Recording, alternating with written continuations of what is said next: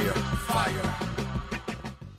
Welcome back to the Pete the Planner Show. Your money questions answered. That's right. Let's get started.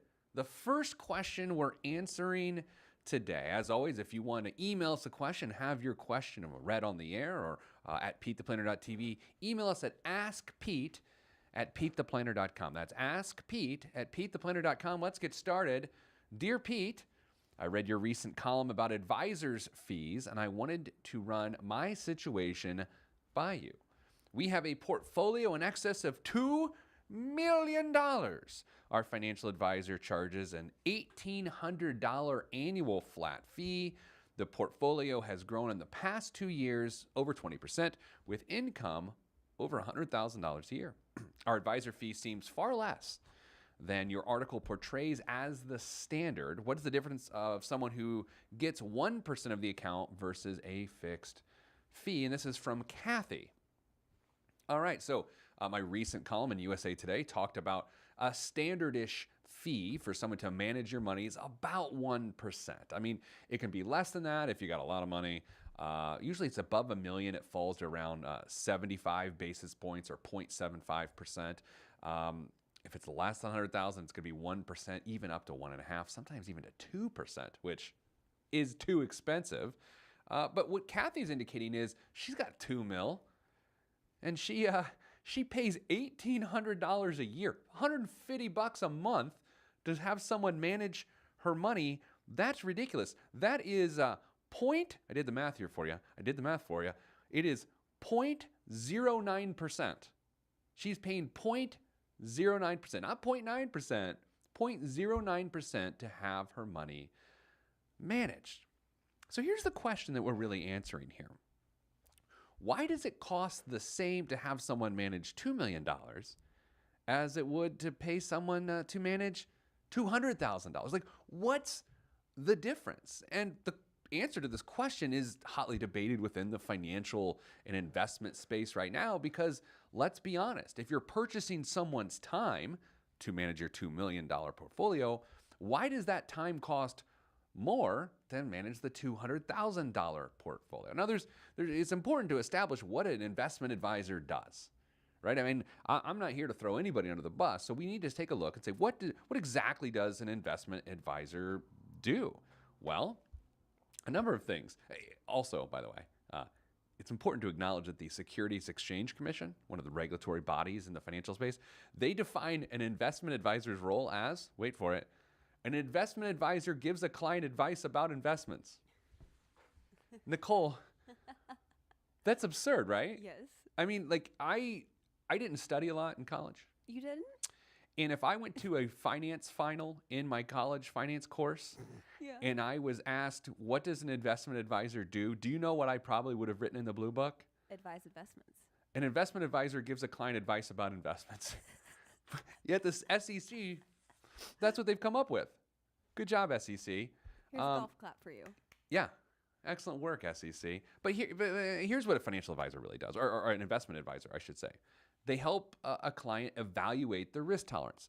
At various times in my career, I found this to be a very practical thing, a very helpful thing. And now, what I've come to understand, for the client's best interest, risk tolerance is crucial. I used to think, when I was an investment advisor, that risk tolerance was really to protect the advisor.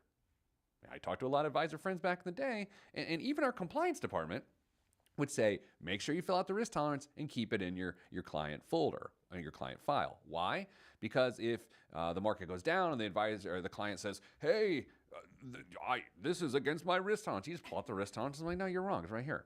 So I used to think that it was about protecting me, the investment advisor. Here's what I've come to understand because, well, I've grown up, as you can see via the hairline.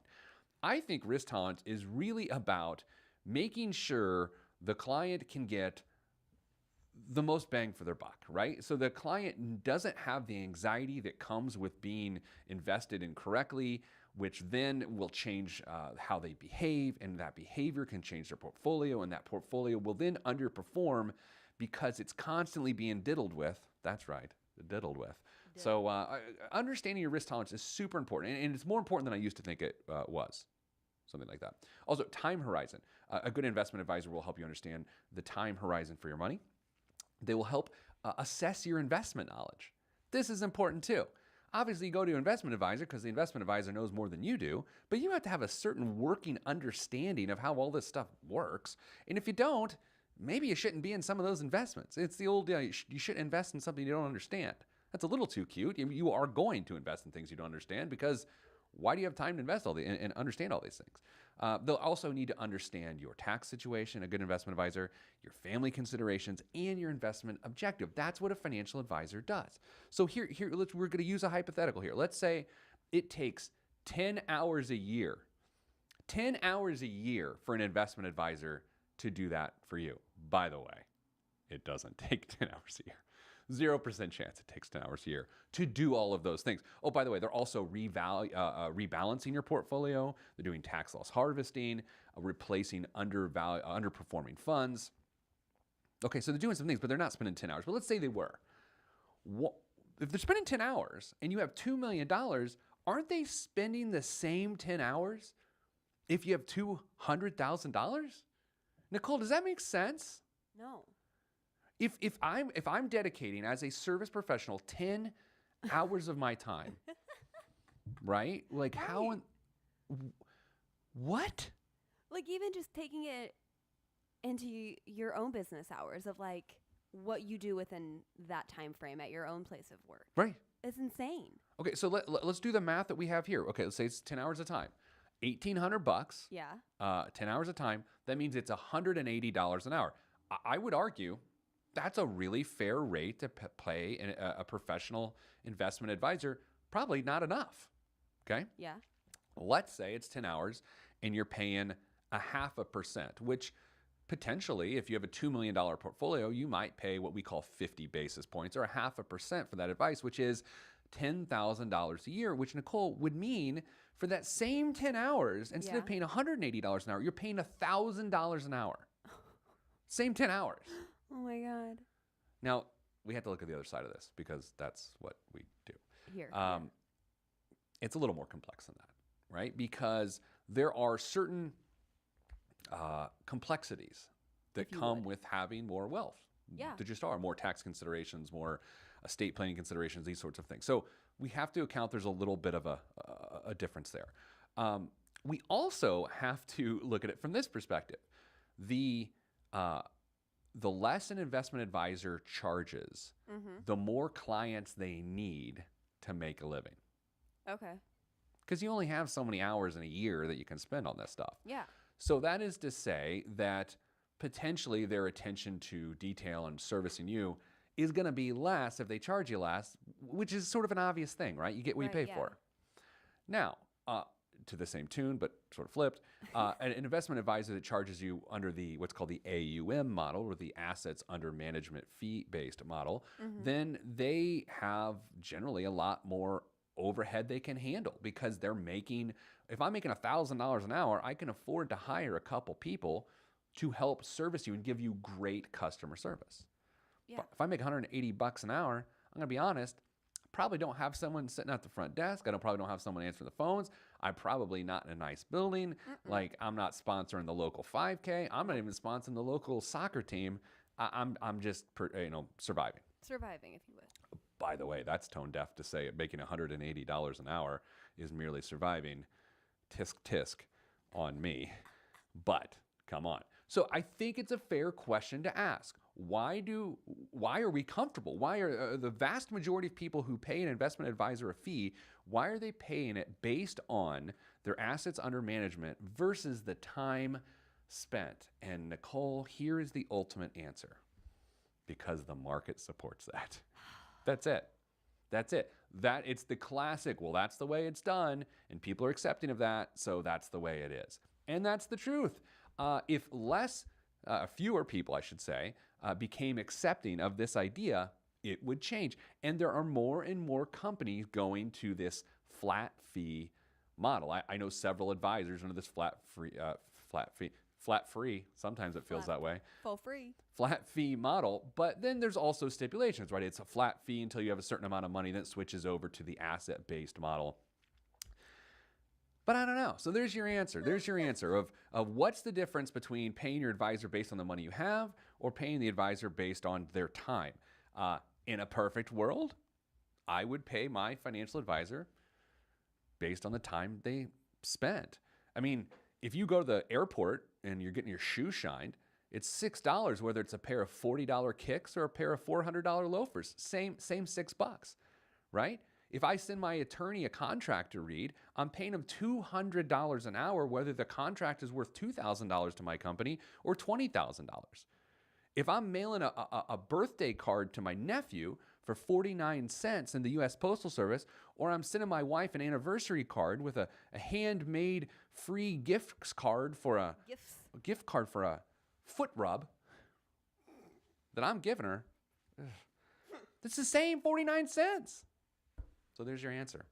Coming up next, what is the right age to buy long-term care? All that is next on the Pete the Planner Show. I'm Pete the Planner.